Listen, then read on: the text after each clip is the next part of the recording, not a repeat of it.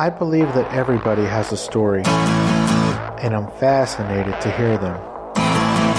So come with me as we take a walk down Fascination Street.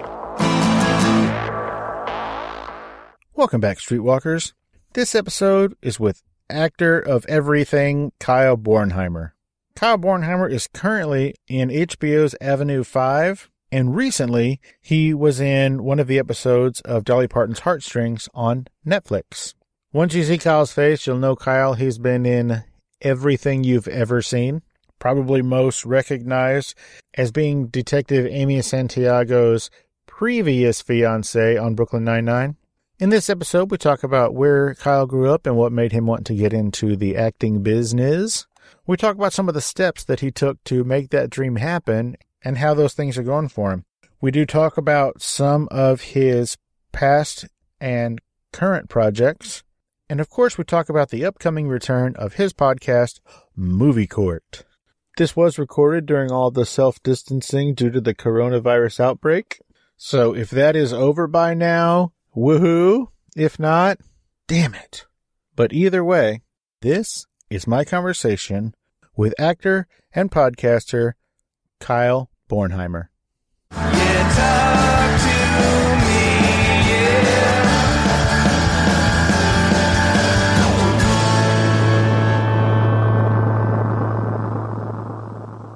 Welcome to Fascination Street podcast, Kyle Bornheimer, from the new sitcom Romantically Challenged with Alyssa. Oh, wait a minute. That was 10 years ago. Hold on, wait a minute. No, I'm sorry. From the new film, The Last Time You Had Fun. Wait, how you doing today, Kyle? I'm just messing with you. I'm great. How are you? I am wonderful. Well, Kyle, thank you for making this happen. So this is going to sound weird, but big fan, have been for a long time. Every time I see your face pop up on some TV show or some movie, which is a lot, I go, holy shit, there's Kyle. Oh, thanks. You're welcome. So where were you born and raised, Kyle? Tell me about where you grew up. Mishawaka, Indiana, small town outside South Bend, Indiana, in northern Indiana. And raised there till I was 18, went to 1 year of school at Purdue University, and then realized quickly that college and I didn't quite jibe. And I was kind of anxious to move out to LA. I had got the bug, not for acting, but for filmmaking, and moved out to Los Angeles in 1996, 95 and 96. Yeah. I think Adam Driver is from Mishawaka, right? He is. When he sort of rose to prominence, he started finding that out. He's about 10 or 12 years younger than me and moved there when he was 10. So I didn't know his family or didn't know him, and paths never crossed. So we met on Marriage Story, actually. Oh, okay. Rock on. So you went to Purdue. Did you go to the real Purdue or did you go to Ooey Pooey? I went to the real Purdue, in West Lafayette. I went for a year, but yeah, I was going to maybe study journalism. My dad was an anchorman for a while in South Bend. And I had an uncle who was a sports writer and aunt who was a fashion editor in Cincinnati. I had some journalism in my blood. I was going to study journalism for a while, but had always loved films and movies, and starting to get the bug, realizing, you could actually do that for a living, and was getting anxious. My sister had moved out to LA already, and I was itching to get out there. So what did you want to be when you grew up? It's funny, I was joking earlier about that you recently interviewed an astronaut. And I don't know if I ever wanted to be an astronaut. I don't think that was ever, that is something kids. Don't lie, Kyle. Everybody wanted to be an astronaut. Well, I'm wondering, is it weird that I didn't? I was pretty typical, I guess, in terms of wanting, a football player or a baseball player. I played sports as a kid, and my dad is from Milwaukee, and so I was a Milwaukee Brewers fan growing up. So I think I imagined playing for the Brewers or for the Packers. And growing up around Notre Dame, I was a Notre Dame football fan. I'm trying to think if there's anything else. Journalism, as I got a little older, I was kind of curious about, but I didn't necessarily think I would ever be an actor or in this industry at all. I think like a lot of kids growing up away from it, you're not quite sure that that's even something that you do. I was exposed to movies quite a bit and developed a sort of a passion for them in some way or another relatively young, and started making movies and stuff with my brother, when we were, started to be like 11, 12 years old. But I think even then we weren't quite thinking of actually trying to do anything with that. But not long after that, I think it probably the seed was planted a little bit. Sometimes I'll talk to people, growing up in a small town, and I really romanticized the big towns. And I did have a plan to be a firefighter and work and live in a big town. I just wanted to like move as quickly as I could after high school. I remember thinking this when I was like 9 or 10 and thought it would be cool to be a firefighter in a big city. I don't know how that seed got planted, but I remember thinking that a little bit as a kid. Because firefighters are heroes and apparently super sexy. That's why. I don't know if I could attain either of those qualities, which maybe I gave up on the idea, but something to aspire to still, maybe. Yeah. Well, have you played a fireman yet? That's a good question. I think that'd be step one. Yeah, I would have to. I'm not a firefighter, but I've played one on TV. No, I don't think I have. So what made you move to LA? What precipitated that big final move? Like, what made you say, you know what, I'm just going to do it? I was 19. This was the mid-'90s, and it was the heyday of independent filmmaking. There was a swell of enthusiasm. The Sundance Film Festival kind of getting popular, indie music, and the whole Tarantino and Spike Lee and Soderbergh had kind of started this movement in the late 80s, early 90s. Not just them, but a lot of filmmakers, this independent film movement throughout the early 90s. Kevin Smith, definitely. Throughout the 90s and into the early 2000s, it was really a heyday of independent filmmaking. And my grandpa on my mother's side and my dad both sort of separately had a real love of old movies. So I already had a love of movies. And then when the independent film thing hit, and a lot of those independent filmmakers like P.T. Anderson and a lot of the international filmmakers, whether it was Jane Campion or I remember seeing so many of those movies at that time. And a lot of those filmmakers would talk about the 60s and 70s filmmakers. So I learned a lot about the 60s and 70s American, film renaissance, and in the 90s independent film scene that was so crucial to those of us that eventually moved out to LA because it was really following that. So I really was somewhat naively kind of coming out thinking, oh, I'll just do that thing where I work in video stores and become a filmmaker. And that I did plenty of working in video stores, but not a whole lot of filmmaking or learning filmmaking. So filmmaking definitely brought me out to LA, but I didn't have much success at it and was pretty green in all respects. And I switched gears to acting about 5 years in to that journey. Why? I was broke, and when you're broke, definitely try acting. No. I was flailing a little bit. I really had no plan. I loved being in Los Angeles. I loved the city, and I still had a passion for being in the industry somehow. But I had not figured out, for a variety of reasons, how to write and direct or even figure out how to even get my toe into that career and into those circles. And between that and being broke and a bad breakup and all this stuff, I was having a little bit of an episode, a little bit of a quarter-life crisis in my early and mid-20s. I'd gotten into an acting class for free as a quote-unquote director, as their acting coach. And I just observe because I'm trying to learn how actors think or some silly thing. Eventually, after 6 or 7 months, the coach insisted that I get up on stage. And the minute I did, I felt very invigorated and I felt a little bit more at home. I also saw a plan that I had not seen with writing and directing for myself, which was not because there wasn't plenty of plans I could have chosen for writing and directing, and I think there's even more nowadays for people, but I just didn't see it. I didn't unlock it. But in acting, I could see, if I can just sort of learn this, get good at it, in the meantime, just like try to get a commercial agent. I remember thinking that was my only goal, and that's a really big thing with actors is there's this sense, and maybe there is like when people get here of like hitting it big or something. Actors don't really think like that, especially when they're young. It's very exciting for a young actor to just have a commercial agent, meaning an agent that gets you an audition to be in a commercial.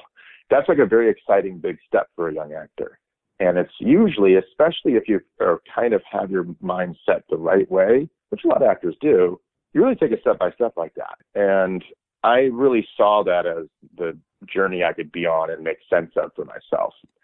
And if I worked my 2 or 3 jobs and could afford acting classes and afford any other resources I needed to sort of get my toe in, I could get a commercial agent. And if I got a commercial agent, I could get auditions.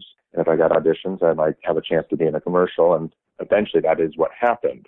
So that was sort of the beginning of stepping into that world for me and why I chose that. So you treated the career of acting like everybody else treats their careers. Like, Just for instance, you don't walk into a head chef position. You walk in and maybe you're a dishwasher at first, and then you get promoted to being a prep person, and then you get promoted to being a cook, and then you get promoted to be a head cook. So you sort of took it step by step. You eventually did get to your initial goal, but you did it step by step instead of trying to leap over all of the necessary steps, which are necessary for a reason, because you learned all of the different things in those roles that help you be better at that final role. Definitely. I think a lot of actors are comfortable with that being the journey. I also benefited a little bit from coming out too early. In some ways that hurt me because I wasn't ready for anything in terms of the practicalities of starting a filmmaking career, the craft, my general emotional and financial maturity was all pretty green. But at the same time, I felt like I had more time when I finally made the switch to acting, because I was only 23 or 24, I guess, when I made the decision. And so I remember thinking, I'm going to pay my dues and I'm okay with that. This is going to take a while. I think there's some people that don't love that deal of it. And it's not that they don't want to work hard or sacrifice. You are sacrificing a bit. I mean, I did sacrifice my 20s in terms of my mental health and finance and relationships a little bit, because I had sort of doubled and tripled down only on getting this career going, and had no money throughout my 20s, which I was ready for and I was okay with for a while. Not that I didn't have my occasional breakdown of what am I doing. I certainly did plenty of times. But yeah, I saw that path. I was patient. I remember it's probably the most patient I've ever been in my life. And I do think I was mature enough to make that decision when a lot of people maybe weren't, that I could see kind of folding away at that time, from acting classes and stuff. Also, I didn't have a plan B.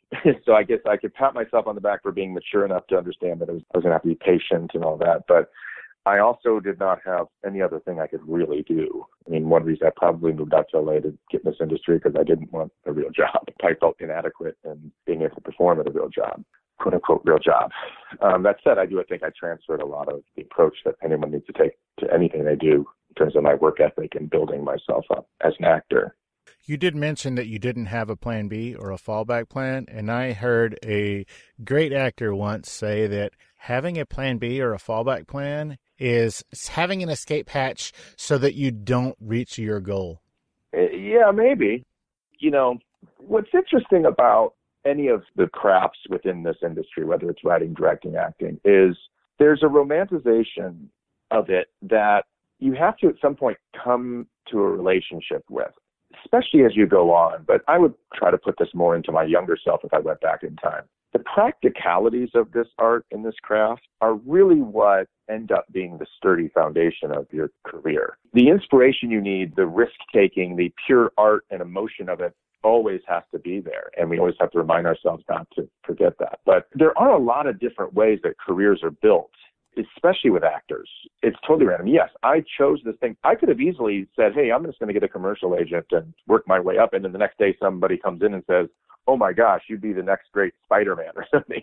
It wasn't like I was going to say, no, I have a plan. I'm going to do commercials for 5 years and then become a star. Everyone is different. I know plenty of people that got famous very, very young or got successful very, very young. And each one of them had a different relationship with hitting it that big. And some people were smart enough to continue really getting good at it. And some people, their work started to wane. It's all different. I think about in terms of plan B, to sort of present a counter to that a little bit for the sake of de-romanticizing what we do a little bit, which is Harrison Ford, who famously, pretty much throughout most of his career, was like, hey, if I got to just continue being a carpenter, I'm fine with that too. I mean, now through the 70s, it's relatively well known that Harrison Ford was a pretty successful and very good carpenter. And I think some of his early jobs was being a carpenter on houses and things for filmmakers that would eventually hire him.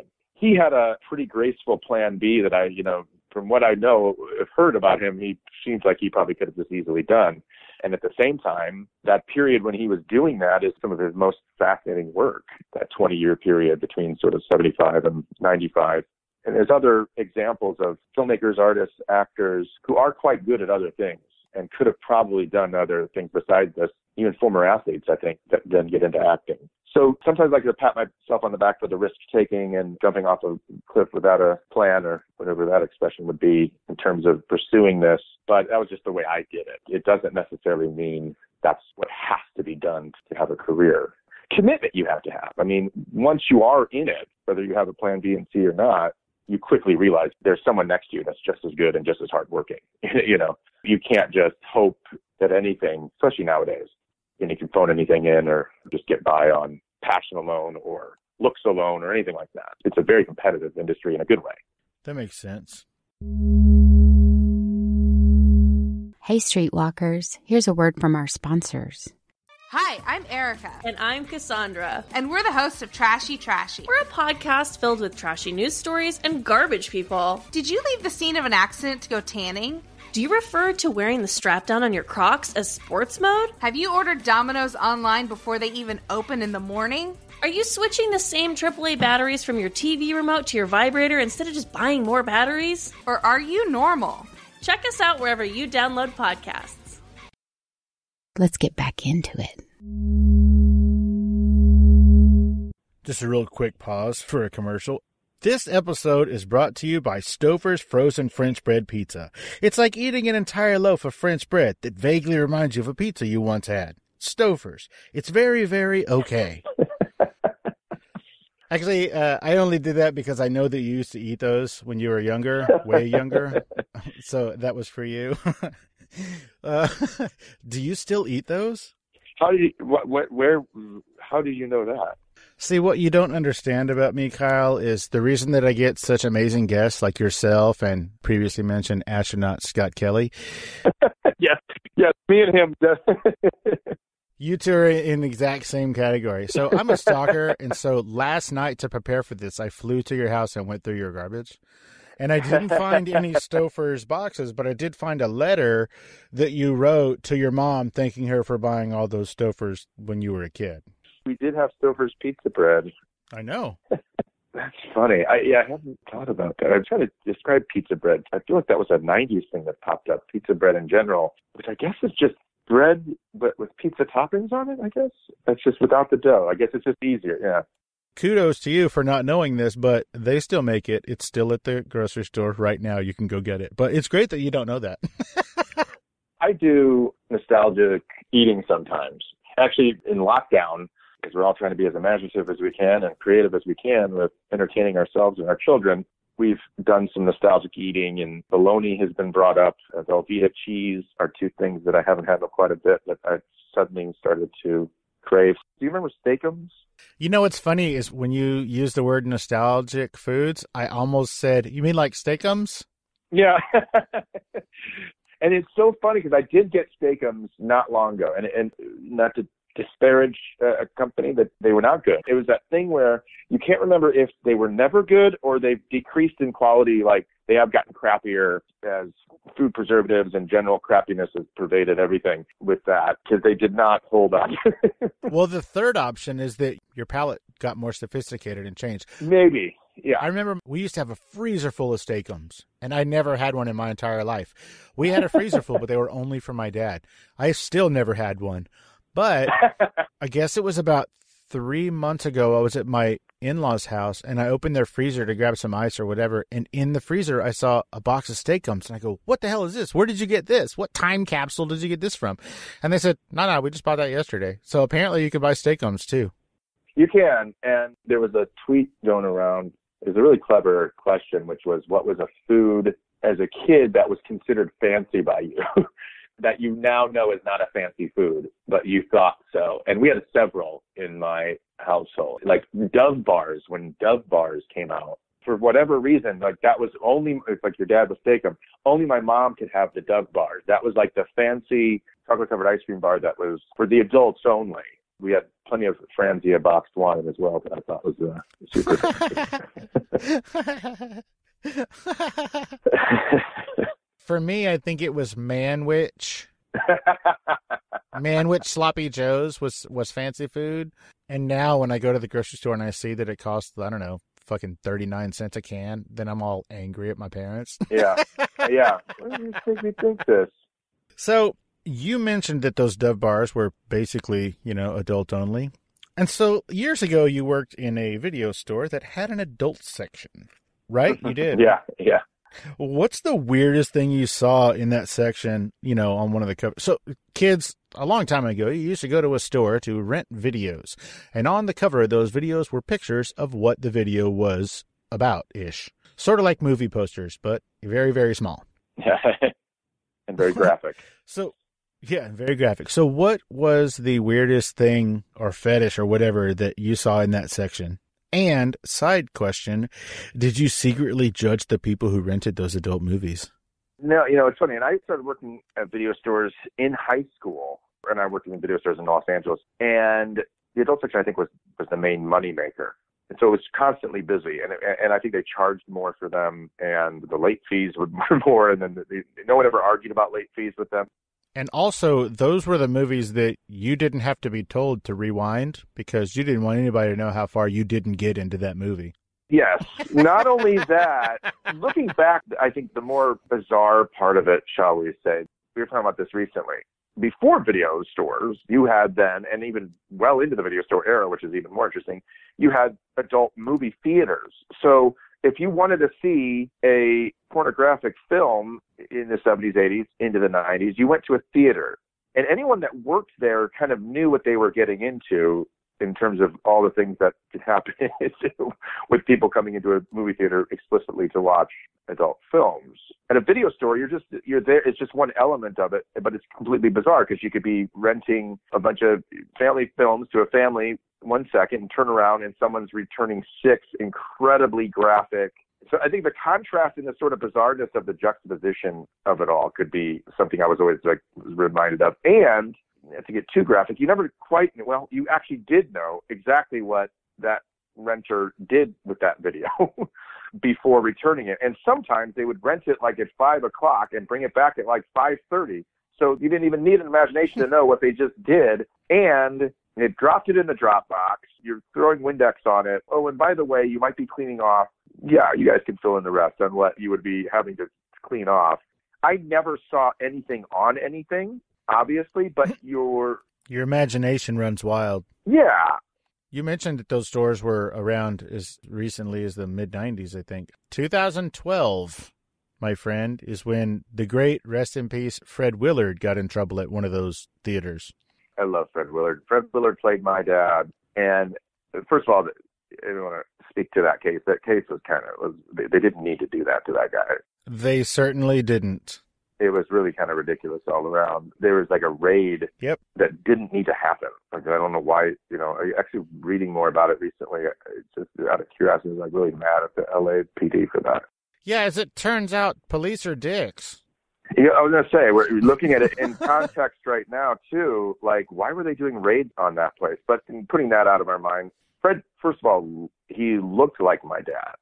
So my dad loved Fred Willard. And my dad, long before Guffman or anything like that, introduced us to Fernwood Tonight with Martin Bolan. Oh, Fernwood Tonight. Wonderful. And the whole concept is hilarious. It's like a talk show in a small town where he puts the local mailman on. Like, it's a really funny concept. Fred was hilarious. There's such smart humor for a kid to learn because you had two different kinds of humor going on that were both expert. Martin Mull, who is the master of dry, and Fred Willard, who's the master of cluelessness. True masters. Like, you don't get any better than those two in those two categories. It's like Chaplin and Keaton in physical comedy. So I remember knowing very young who Fred Willard was and following all that. And he played my dad in 2008 in a show called Worst Week on CBS, which was cheesy as it sounds, truly a dream come true, and cracked me up the whole time. It was also just a very quiet, soft-spoken, nice man off camera, and wonderful. I consider it one of the highlights of my career that I got to work with him like that. I could certainly understand why you would. A few years ago, my best friend was getting married, and he got married at this hotel in downtown Dallas. And I was there, because, hello, he's my best friend, I have to be there. In the lobby, my wife and I were going to run out and grab a drink real quick before, the ceremony or whatever. And as we're walking through the lobby, I looked over to my right, and I go, holy shit. My wife goes, what? What's wrong? What happened? And I go, that guy over there who's reading a newspaper and drinking a cup of coffee, that's Fred Willard. And she goes, no shit. And I go, yeah, I'll be right back. And so I went over and I said, excuse me, Mr. Willard, I don't mean to bother you. I just wanted to say that I really enjoy your work. Fernwood Tonight was my favorite thing. And you're one of the most amazing actors ever. He shook my hand and he said, Fernwood Tonight, you couldn't even have been born when that was out. I said, well, it's the 2000s. We can watch things. So anyway, go back to your newspaper and your coffee. But, just that 45-second or minute interaction that I had with him, he was genuinely pleased to be talked to me. I've met other people who were like, you could tell that wasn't their favorite thing to do or whatever, but he was so genuinely kind and engaging in the, that short. And it probably helped that I wasn't just talking his ear off while he was trying to enjoy his time. But yeah, so I met him once, and it was really cool. It was a super nice guy. So, oh, that's great. Yeah. So I bet that working on set with him was just mind-blowingly awesome. It really was. Okay, well, what does it mean that Entertainment Weekly named you the half-minute guy? And how does your wife feel about that?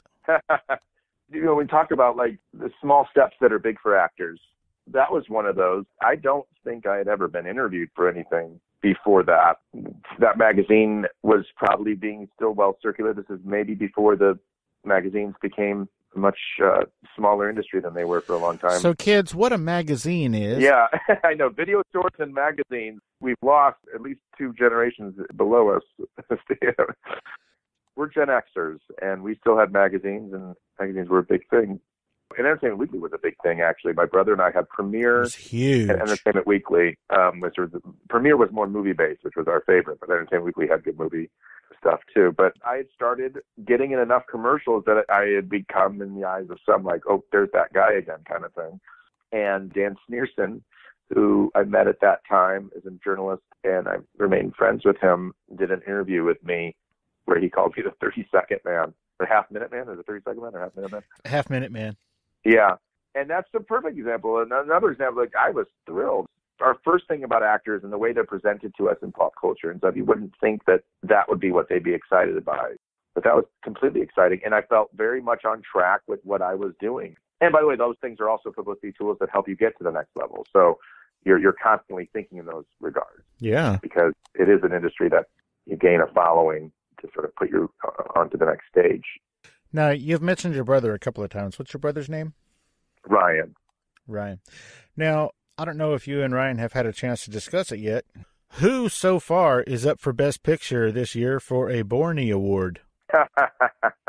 It is going to be an interesting year. And, the Oscars were just pushed back in 2021, and the Bornies have been going on for we think it's the 25th year. We just held the Bornies about a month ago for 2019. So COVID actually affected the vaunted and revered Borny Awards this year. We didn't get it done until May. We're always a little behind everyone anyway. Will you tell everybody what the Bornies is?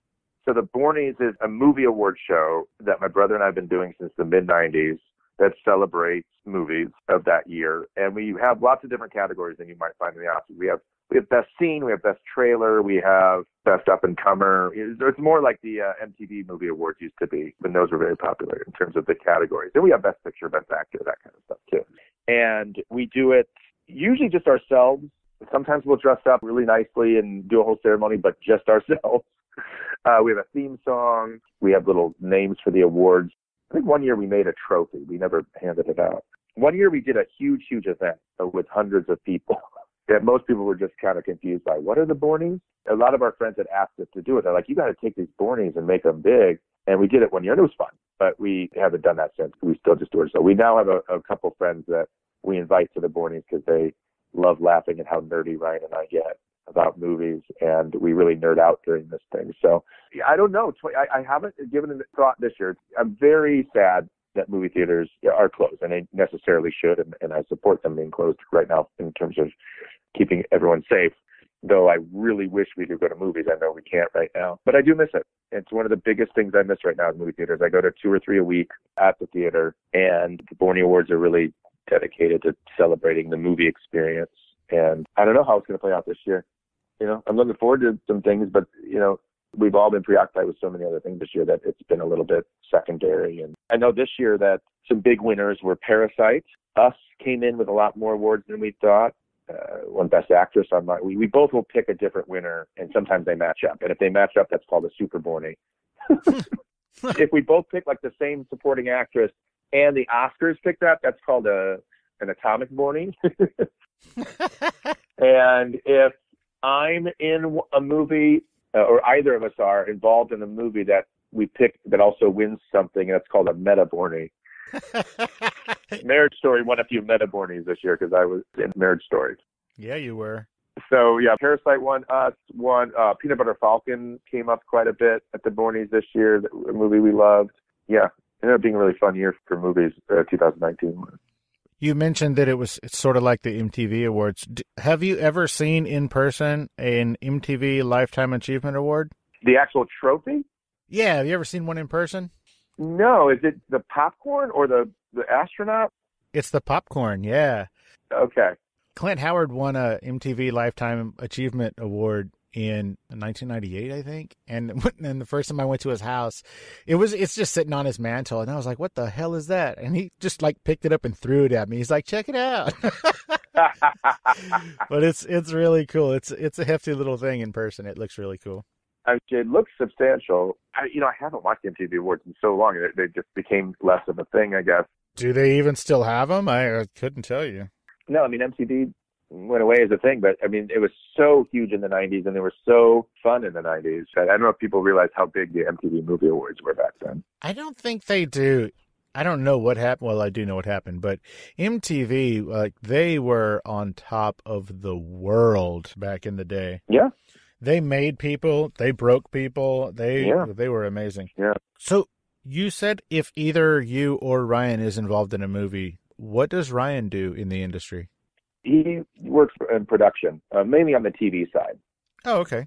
But yeah, it's an interesting point about how the Bornies are going to be this year. I mean, when this all started, I was really worried about a lot of the theaters that I went to, and there's some attempts to raise some money for a lot of the theaters, and hopefully the first relief package helped a lot some independent film theaters, and hopefully if we get another relief package here soon, which we need, some of those, especially some of the independent film theaters will. And the Alamo, which is a Texas institution, Alamo Draft House, that just opened in L.A. not too long ago, and I hope that they are able to stay in L.A. You poor bastards. Are you not a fan? Oh, I love them. I just feel sorry for y'all. They all had to wait so long to get one. I know, and I hope they're able to still thrive, because they didn't have a big chance to get a foothold before this knocked everything down. Well, they have pretty deep pockets and a giant fan base. I think they're going to be okay. I'm hoping, yeah. Your wife's name is Shannon Ryan, is that right? Correct. That's weird, because didn't you play a character on Arrested Development named Shannon Ryan? So, you are good, man. That's funny. Yes, I was named after her. Oh, shocker. Yeah. She worked quite a lot in marketing that show. She's a studio executive, a network executive. For who? She's at Disney now. Oh, okay. Was she at Imagine back then, or was Imagine a thing, or? She was at Fox Television then. Oh, okay. That episode, I believe, was in the reboot. But yeah, Mitch Hurwitz found out that I was related to Shannon and decided to name me after her. Oh, Mitch. Yeah, which speaks to what an amazing comedic genius that he rolls with things, and he famously works very fluidly like that. And like, okay, well, let's try this. He's one of the great comedic minds. Yeah, that show is amazing. I love that show. Because I'm partial to The Family or whatever, but that show is amazing. Oh yeah, the Howards. Yes, the Howards. Oh, as a matter of fact, probably don't know this, and you might not even care, but Ron and Clint's dad, Rance Howard, he was in movies and film for, I think, 60 years or something like that.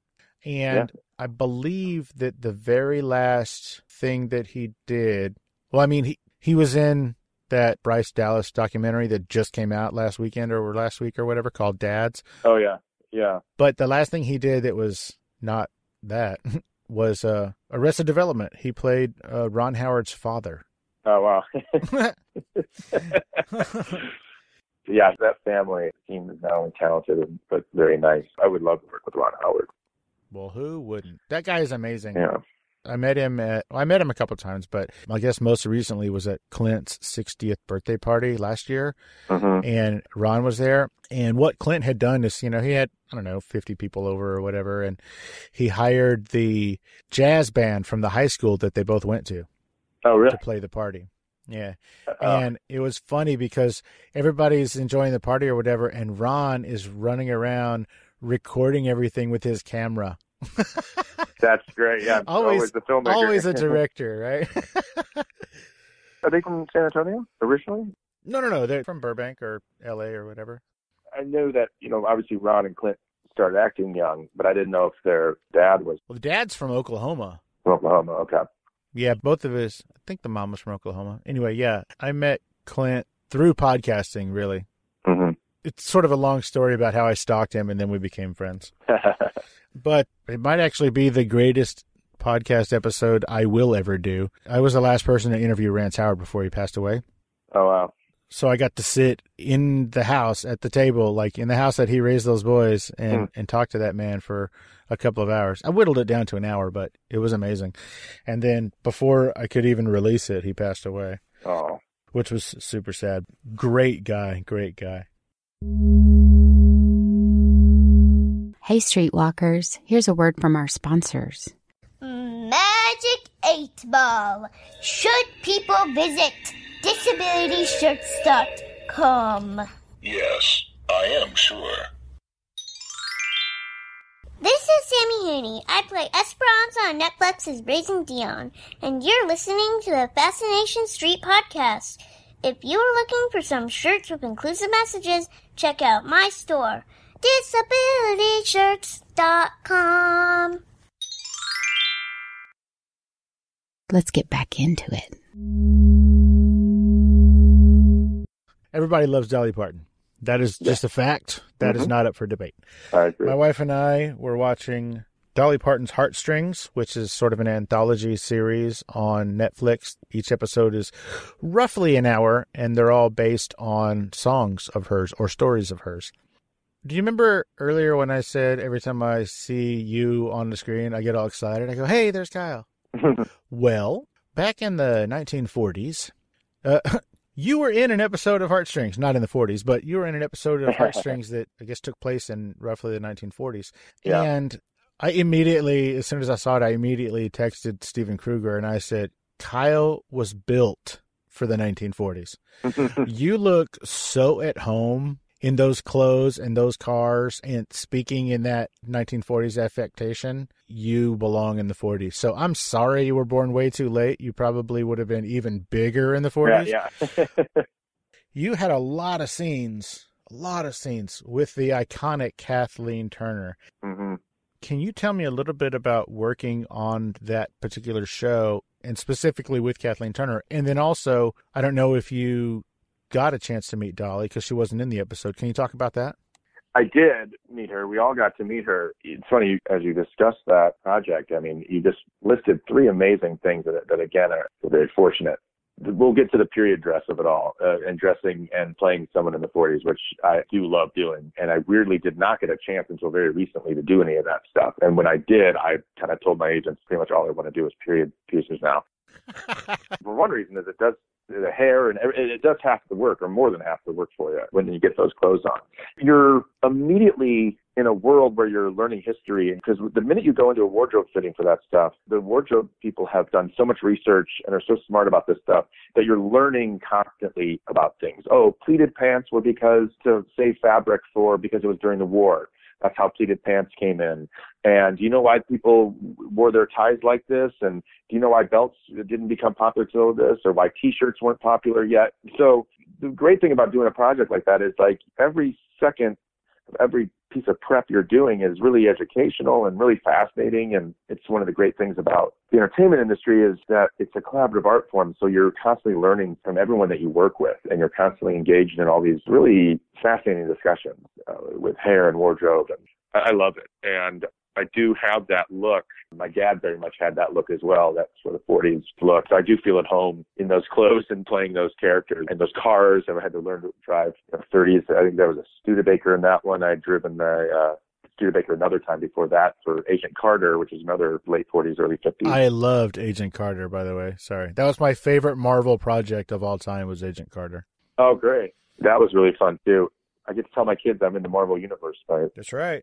So, yeah, though, that's all wonderful. I mean, Dolly is, like you said, everyone loves her, and it's true. She lives up to everything. She's personable. She's down to earth, but she's also charismatic, and she's lived this extraordinary life, and she's one of the most creative people this country's ever seen. She's also an amazing business person.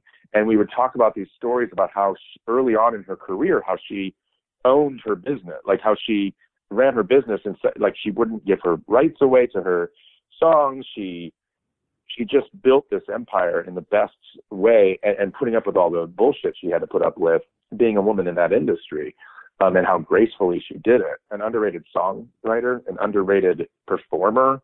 As much as we all love her, and as much as she across the board, everyone loves her. No matter what genre you love the most and who you prefer, everyone loves Dolly Parton. She had a great story where when she did 9 to 5, this kind of speaks to her work ethic too. She's, I think, one of the hardest working entertainers we've ever seen. In movies and television, you film 1 or 2 scenes a day often. And you don't need to know the entire script from front to back necessarily. You need to be familiar with it, and you need to have a very good sense of it, but you really just need to know that day's lines specifically. She memorized the entire script, and I think not only her lines, but everyone else's lines, because she had never done a movie before, and she thought that's what you were supposed to do. So she came in the first day knowing her entire 130-page script that she had to do. And she's incredibly effective and hilarious in that movie. Standing up with Jane Fonda at the height of her acting powers, and Lily Tomlin, one of the funniest women that's ever been put on screen. And Dolly Parton in her first role is holding up with them. Quite nicely, yeah. She does a great job.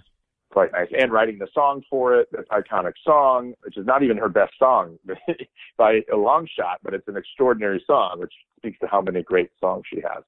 So we had dinner, not just me, her, the whole cast and the crew. And that's not how I would tell it. Yeah, I know. Yeah, I would be like, no, I had dinner with her. And she introduced all the episodes, and she came in one day to one of the scenes to thank everybody. And you could see we had a lot of background artists that day who were just thrilled to have her on set. And we all were. But it was just nice that she had picked a day with a lot of people. And she does so many amazing things for that area of Tennessee that she's from. She's everything that you kind of think about her. And then Kathleen Turner, the third thing about that project that you brought up that's pretty extraordinary is that I got to work with her. And the same thing in terms of she teaches acting. She's a student of acting. So I had the best seat in the house in terms of watching her work and picking her brain, just hearing her talk about all the great directors and actors and projects she was a part of. I mean, she was one of the biggest stars in the world in the 80s. And not only that, she picked great movies. She didn't do a whole lot of crap. From Body Heat to War of the Roses. Romancing the Stone. Jewel of the Nile. Hell yeah. Yeah, I think Pretty Honor that she's in, right? Not only that, but she did amazing work. And she did it in an incredibly chauvinistic, jerky era of Hollywood that I'm sure she had to put up with a bunch of bullshit.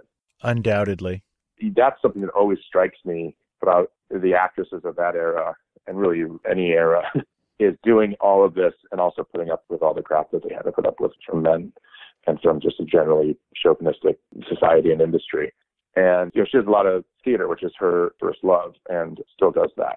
I do hope we get to see her in a little more TV and movies. I was grateful to be able to work with her.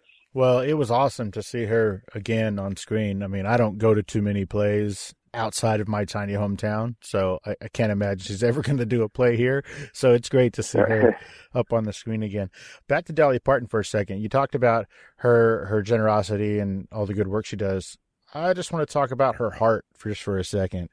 Way back in a long time ago's, when she was first getting her start, she was picked to be basically the sidekick to a guy named Mac Davis on his variety show.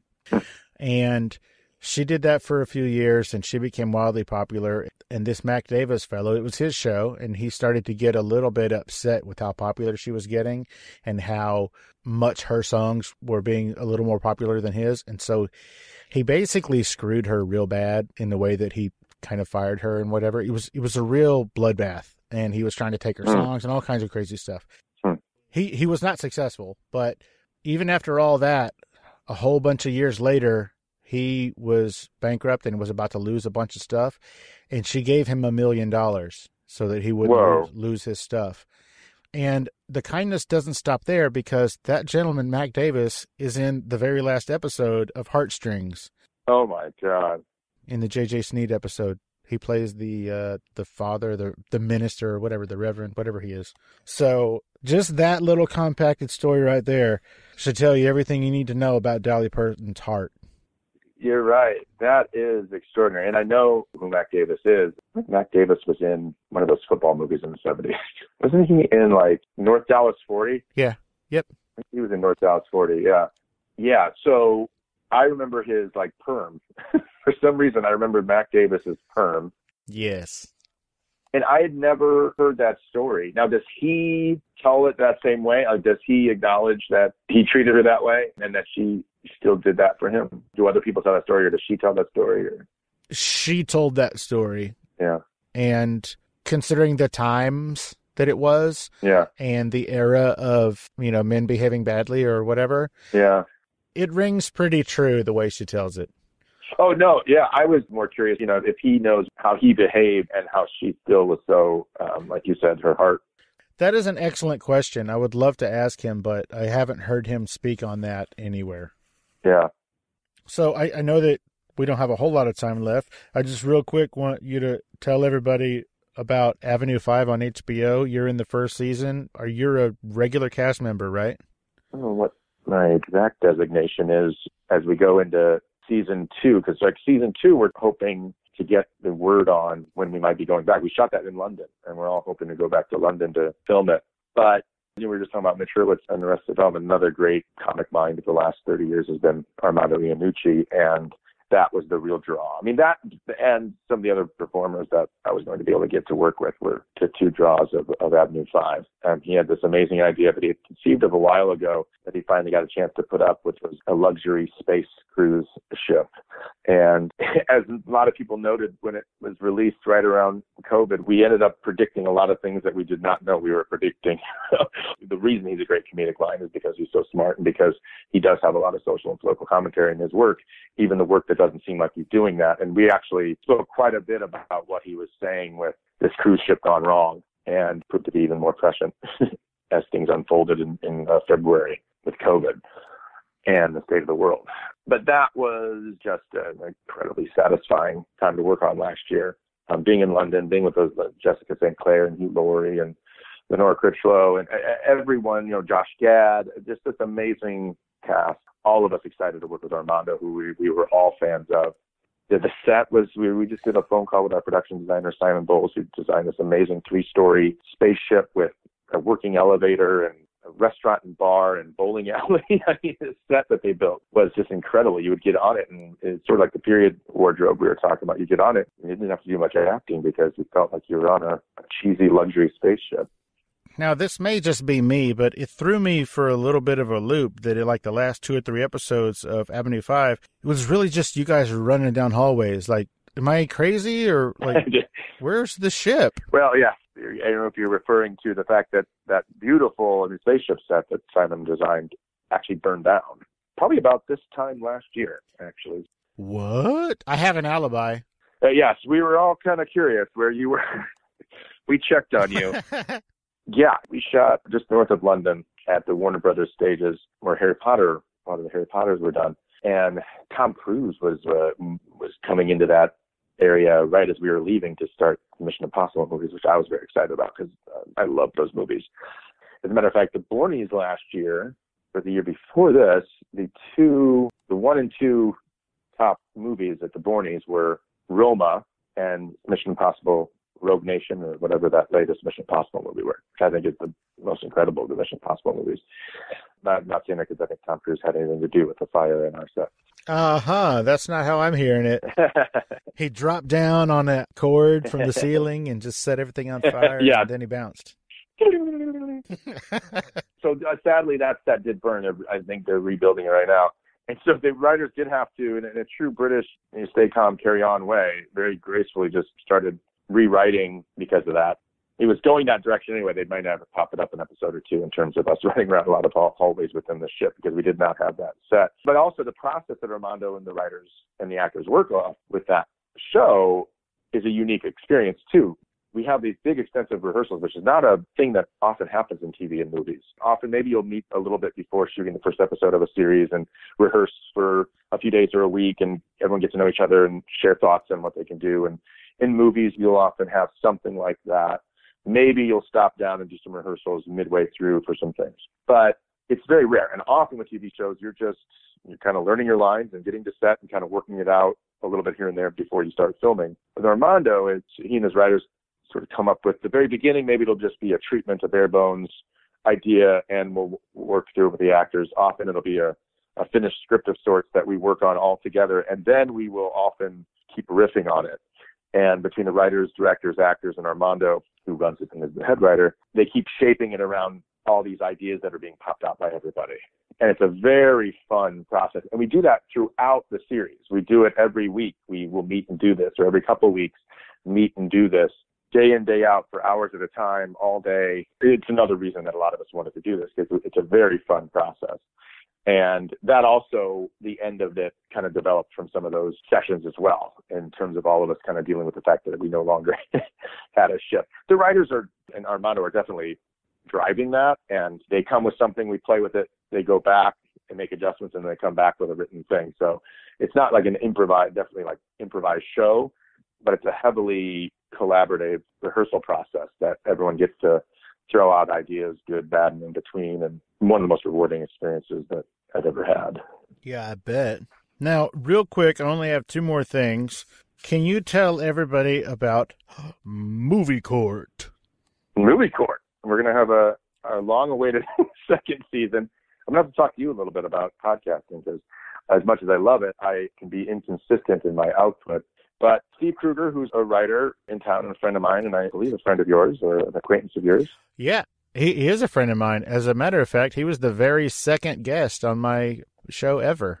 Nice. Steve is a very funny, talented man, and he and I are very good friends, but very different energies, which is what makes our friendship very exciting. And especially with movies, we were finding that we would often disagree on movies. And because he's very funny, my brother would kind of have to get in between us and sort of be the judge. And we discovered that I was often trying to argue for movies that he would then sort of shoot down. We created Movie Court, where I try to bring up what I feel are overly maligned movies, or movies that I feel have been put into movie jail, perhaps unfairly. And I try to present an appeal. And he is the prosecutor. He's the person that's trying to keep the movie in jail. And my brother is the judge.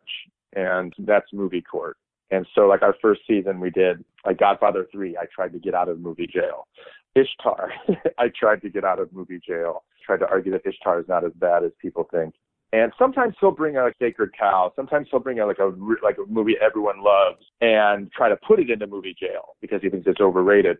And then I have to defend it. Scarface was one that he considered overrated, and I actually sometimes consider overrated as well. But we did a big Movie Court episode where I had to defend Scarface. So yeah, we did it 4 years ago, loved it. You know, we kind of just put it out ourselves, always wanted to do it again. And we're going to do it again, I think, in a more consistent way. And we're thinking about taking on Solo, speaking of the Howard family. Yeah, Clint was in that. Yeah. There was an opinion that movie was a little too quickly put into movie jail or was overly criticized. And I think I can defend that movie as better than what people made it out to be. We like to take on some of the famous box office busts. So Bonfire of the Vanities, I might try to defend this year. And Krueger wants to say Lost in Translation was overrated, so I might have to defend Lost in Translation this year. Yeah, it's very fun. And it's all like from a good place. I mean, even like we joke about, we are very even-handed in our approach. We joke that Krueger's like a curmudgeon about it, but he's really not. I don't like toxic fandom, and I don't like shitting on things. And it's really not about that. It's really about holding a movie up that it's at the very least okay. Like, we don't pick up movies to shit on them. And my approach is always like the positive one anyway. And he plays up the curmudgeon-y thing a little bit, but he makes great points. And what we were really careful of is not perpetuating toxic fandom, which I think is a gross thing that happens too often out there in the podcast world. Or it serves no purpose. It serves no purpose. And my movie love is all positive. Like the Bornies, the whole big rule with Bornies is it has to be all positive. You know, we don't do like overrated or we don't do like raspberry type stuff. It's all positive with the Bornies. I love movies and I love celebrating movies and I love the people that make them. And it's hard to make even a mediocre movie. So when even an okay movie is made, I'm impressed. And even bad movies I admire. So yeah, we're looking for a home for it right now. And we're going to start recording pretty soon. Nice. Real quick, I don't know if you've even ever seen it, but maybe the three of you could watch and judge my personal favorite movie of all time, Dream a Little Dream. Okay.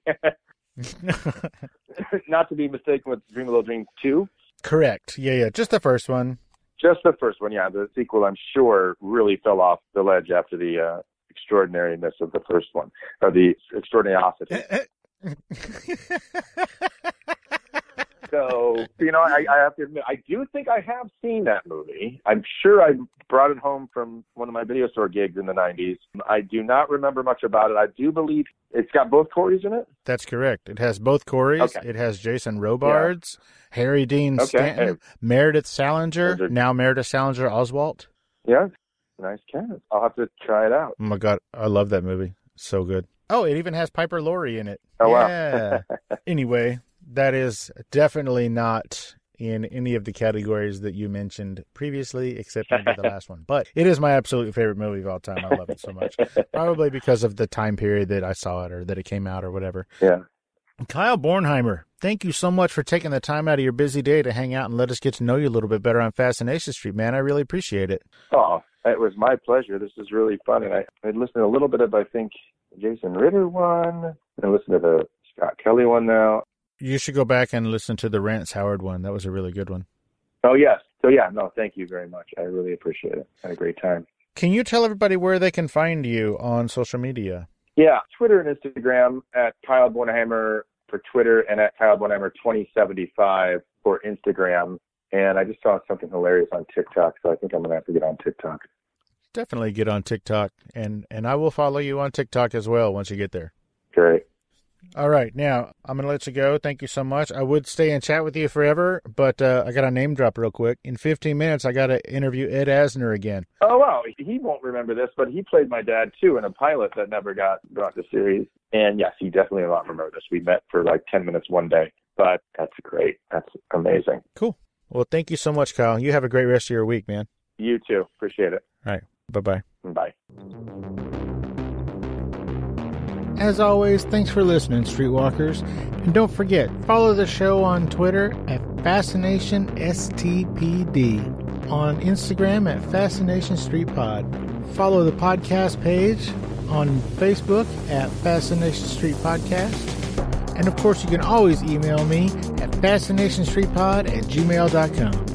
And if you haven't already, don't forget to hit the like and subscribe button and rate us on iTunes. Opening music is the song Magnolia from the 2014 album Intransigence, used with permission from Douglas Miles Clark.